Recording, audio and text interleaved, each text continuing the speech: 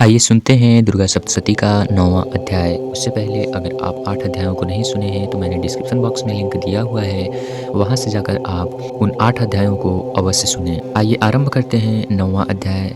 अगर आप हमारे यूट्यूब चैनल पद्मा ज्ञान गृह पर नए हैं तो चैनल को सब्सक्राइब करें तथा बेल आइकन दबाना ना भूलें ताकि ऐसे ही शास्त्रों से रिलेटेड वीडियोज़ आप तक सबसे पहले पहुँचे। राजा सूरत ने कहा, हे ऋषि राज, आपने रक्तबीज के वध से संबंधित कथा कहने की कृपा की।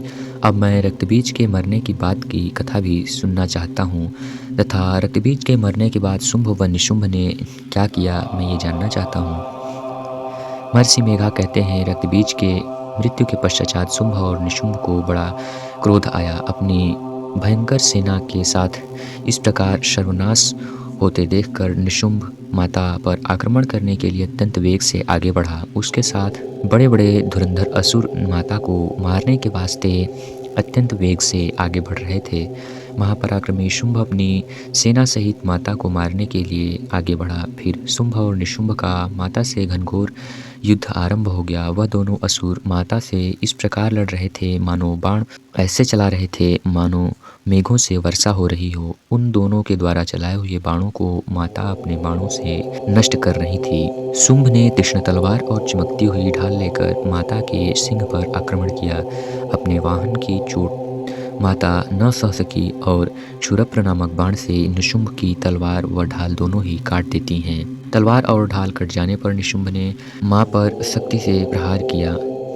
माता चामुंडा ने अपने चक्र से उस शक्ति के खंड खंड कर दिए और उसे नष्ट कर दिया। फिर क्या था, निशुंभ क्रोध के मारे जल भुन गया और उसने माता को मारने के लिए अपना त्रिशूल चलाया, किंतु माँ दुर्गा ने अपने मुक्के से उसको धराशायी कर डाला। फिर उसने देवी पर गदा का जोरों से वार किया, लेकिन माता ने त्रिशूल से गदा को बीच में ही काट डाला। इसके पश्चात वह फरसा का प्रयोग किया और माता की ओर लपका।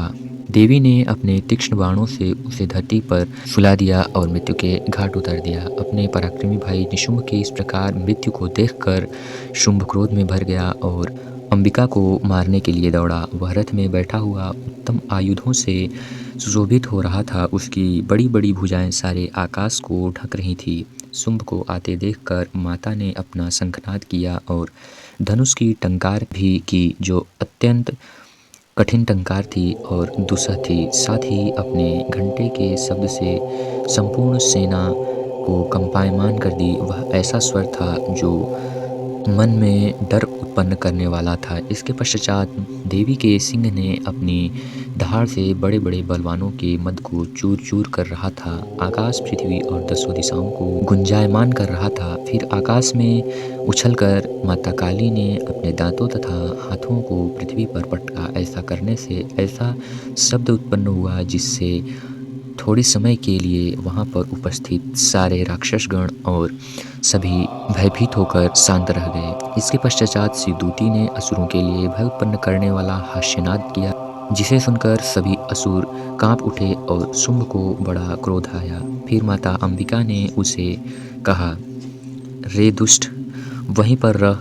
कहाँ तो आकाश के सभी देवता जय हो कहने लगे। शुंभ ने वहां आकर ज्वाला से युक्त एक बहुत ही भयंकर शक्ति छोड़ी, जिसे आते देखकर माता ने महोल्का नामक शक्ति से उस अस्त्र को खंड खंड कर डाला।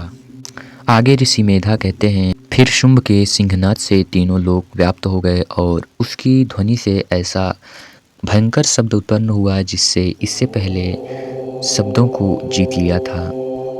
शुंभ के छोड़े बाणों को देवी ने और देवी के छोड़े बाणों को शुंभ ने अपनी काट सैकड़ों और हजारों टुकड़ों में परिवर्तित कर रहे थे। शुंभ और माता में बड़े ही भयंकर युद्ध हो रहे थे। इसके पश्चात जब चंडिका ने क्रोध में भरकर शुंभ को त्रिशूल से मारा तो वह मूर्छित होकर पृथ्वी पर आन पड़ा।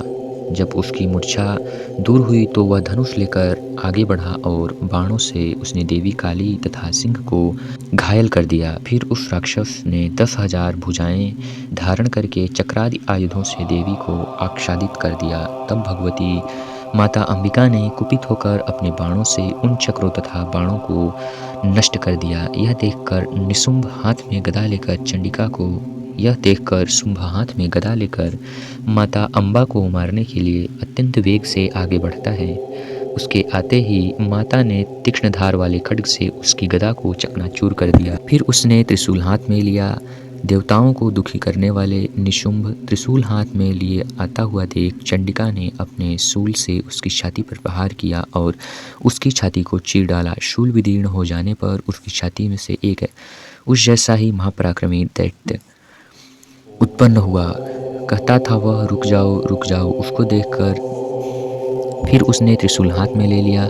देवताओं को दुख पहुंचाने वाला शुंभ त्रिशूल हाथ में लिए ये आता देखकर माता अम्बा अपने त्रिशूल से उसके हृदय पर प्रहार करती हैं और उसकी छाती को विदीर्ण कर देती हैं। उसकी छाती में से एक उसी जैसा पराक्रमी दानव उत्पन्न होता है और माता को ललकारने लगता है और अत्यंत अट्टहास के साथ नाद करता हुआ माता को रुक जा ऐसा कहने लगता है। अभी वह निकलने भी न पाया था कि उसका सिर अपनी तलवार से काट डाला। सिर के कटने के साथ ही वह पृथ्वी पर गिर पड़ा। तदंतर सिंह दहाड़ दहाड़ कर असुरों का भक्षण करने लगा और काली शिवदूती भी राक्षसों का रक्त पीने लगी। कौमारी की शक्ति से कितने ही असुरों का महाविनाश हो गया और ब्रह्मा जी के कमंडल के जल से कितने ही असुर विदीर्ण होकर मृत्यु के घाट उतर गए। कई दैत्य माहेश्वरी के त्रिशूल से छिन्न भिन्न होकर पृथ्वी पर यहाँ वहाँ गिर पड़े और वाराही के प्रहारों से छिन्न भिन्न होकर मृत्यु को प्राप्त हो गए। विष्णवी ने भी अपने चक्र से अत्यंत महापराक्रमी असुरों को मौत के घाट उतार दिया।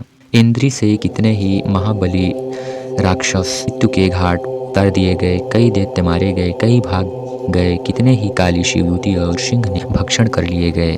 यहाँ पर श्री दुर्गा सप्तशती का 9वां अध्याय समाप्त होता है।